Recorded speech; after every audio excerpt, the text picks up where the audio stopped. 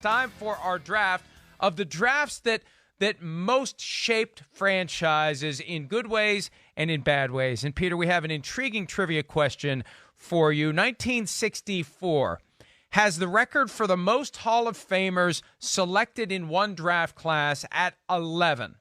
One of those Hall of Famers went in not as a player, but as a coach. 1964. Who was he?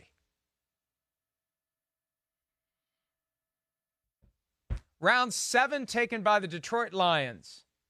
1964. Bill Parcells. There you go. Yeah, absolutely right. Dwayne. You know why? Parcells. You know why that is such a good question? Bill. He was Dwayne Parcells. Dwayne Charles Parcells. Yeah, he was picked right next to Bob Hayes in that draft. Wow. Before or after him? Yeah. Was he before or was he after? I think Hayes was before. Yeah, I forget. Yeah, that'd be far better. Boy, you'd hate to be the last guy taken before Bob Hayes and never play. Anyway, you get the first pick. Drafts that transformed franchises for good reasons or for bad reasons. What do you got? You know, I'm going to start with the 1974 Pittsburgh Steelers. It's pretty impossible to think of drafting 4 Hall of Famers in one draft. And getting 3 of the Hall of Famers after round 1. Swan, Jack Lambert, Stallworth, Webster. One draft. That was basically the start of the great Pittsburgh Steelers dynasty. Now, everybody will say, well, wait a second. They drafted Bradshaw years before. Yeah, you know, you had the quarterback shakily in place. But what I'm saying is that gave them every spot on their roster, every needy spot on their roster got filled right there and enabled them to win 4 of the next 6 Super Bowls. Yeah, unbelievable draft. 4 Hall of Famers in the draft. Donnie Shell, who'll go in later this year, undrafted that season.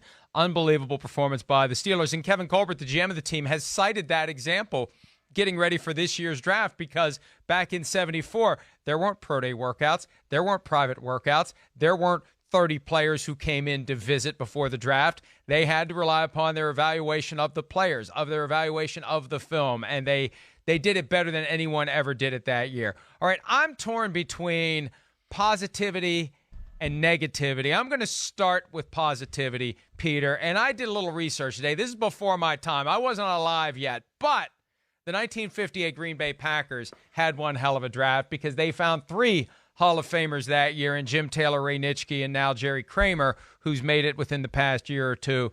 And that laid the foundation for the team that won pretty much every championship once Vince Lombardi got there, and then the first 2 Super Bowls. So Taylor, Nitschke, and Kramer all arriving in 1958 in Green Bay. That's my first pick.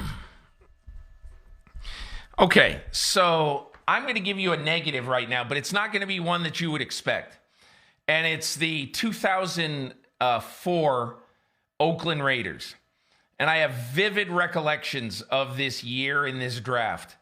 Friday, for an hour and a half, the day before the draft kicked off, I sat in Al Davis's office. It's my last lengthy conversation with Al Davis. We talked about everything. We spent a half hour talking about women's basketball. It was just a fascinating day. And that week, they had Eli Manning in their building. And they liked him. And they had also had a lot of other players through the draft come through the doors of their building to check out and look into. So, with Larry Fitzgerald, Phillip Rivers, and Ben Roethlisberger on the board, they picked Iowa tackle Robert Gallery. And Robert Gallery couldn't play tackle in the NFL. They moved him to guard. He was a decent guard. But imagine, you left 2 quarterbacks who were going to play basically the next 15, 16 years for their teams. And what happened to the Raiders then is that for the next 6 years, they lost double-digit games. And it is all because of a fateful day in April 2004 when Al Davis bypassed 2 quarterbacks and one of the greatest receivers of all time.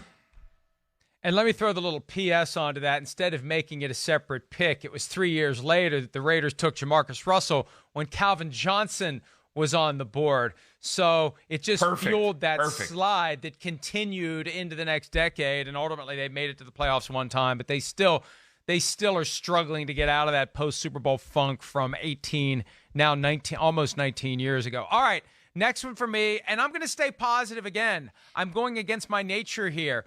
But, we're looking for drafts where multiple players would come in and completely transform a team. Well, sometimes it's just one player who comes in and transforms a team for 20 years. How can we forget Tom Brady, the 199th overall pick in the draft, the 6th-round pick? We hear that over and over again this time of year. So people will continue to watch the draft into round 6 when nobody cares anymore. Hey, you never know where the next Tom Brady's going to come from. Well, last year, hey, Gardner Minshew, who knows? 6th-round pick from Washington State, who's going to be the starter, barring some dramatic change in Jacksonville. And 20 years ago, it was Tom Brady. The key ingredient from a player standpoint to making the Patriots into perennial contenders, a team that won 6 Super Bowls, and a career that very possibly, not even possibly, probably would justify 2 different busts in the Hall of Fame. Pre-2008, post-2008. You split his career in half. Both are good enough to earn a spot in Canton. So all that for a 6th-round pick, 199, Tom Brady, completely and totally transforming the Patriots.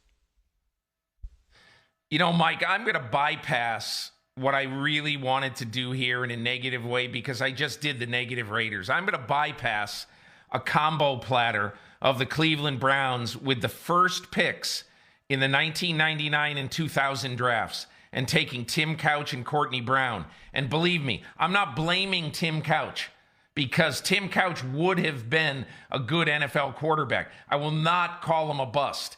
He didn't perform well because he got the living crap beat out of him.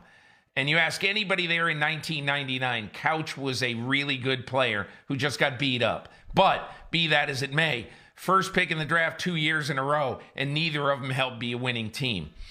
But I am going to pick a positive one, and that's the 1986 San Francisco 49ers. What I found so absolutely amazing about this draft is that this draft formed the bedrock for the second really good run of the 49ers. Because think about this. They got 7 really good starters in that draft, all from the 3rd round and beyond. Tom Rathman, Tim McKyer, John Taylor, Charles Haley, 4th round. Steve Wallace, starting left tackle. Kevin Fagan and Don Griffin, the defensive back. And Mike, I did a story on the 86 draft for the 49ers once.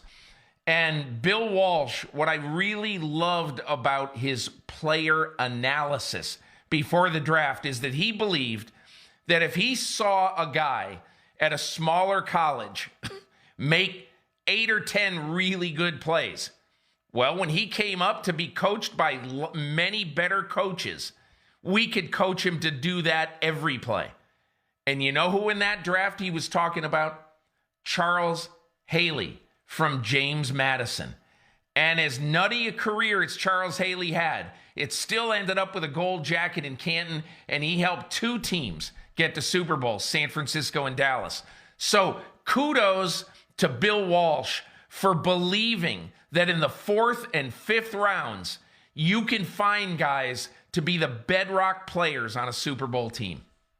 And nutty is quite the understatement for Charles Haley's career if you read the books and hear the stories about the way that guy behaved. But a great player, a Hall of Famer who took a while to get in but deserved it. All right, last one for me. We mentioned this earlier in the program. In 2012, Washington made that move up from number 6 to number 2. They gave up the 6th pick, 2 more first-rounders, and a second-rounder to go get RG3, and it blew up in their faces. He had that one great year, Rookie of the Year, tore the ACL either in the playoff game or against the Ravens in December, and they let him play with the torn ACL. Who knows? And they did get Kirk Cousins that year, but he's not there anymore. He's getting it done for the Vikings. So the one guy they did get out of that draft, they blew it. They tagged him twice, never signed him to a long-term deal, never properly valued him. Robert Griffin, obviously long gone, still in the league as a backup in Baltimore. But that draft, not that it made things dramatically worse for Washington because they weren't all that good anyway, and they did go to the playoffs that year. But, man, to give up those 3 picks that could have formed the foundation long-term for a team that could have been competitive, who knows? That's a lot to give up and not get any return. All right, quick break. Peter had a rumor from... Mike, one quick thing.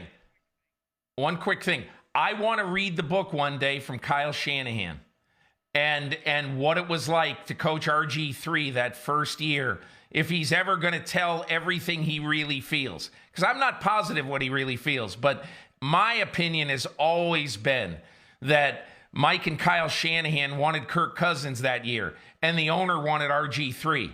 And, you know, that is what became of it. It was great for a year, and then after that, kind of went kablooey. Anyway, sorry to interrupt you. And if they would have gone with Cousins earlier, you know, I don't know that Mike would still be coaching in Washington, but they would have gone a lot better. Kyle might. It would have lasted longer. You're right. Kyle could be the head coach there, and Cousins would be the quarterback. Hi, I'm Mike Tirico, and thanks for watching. Make sure to hit subscribe for the latest news and highlights from NBC Sports.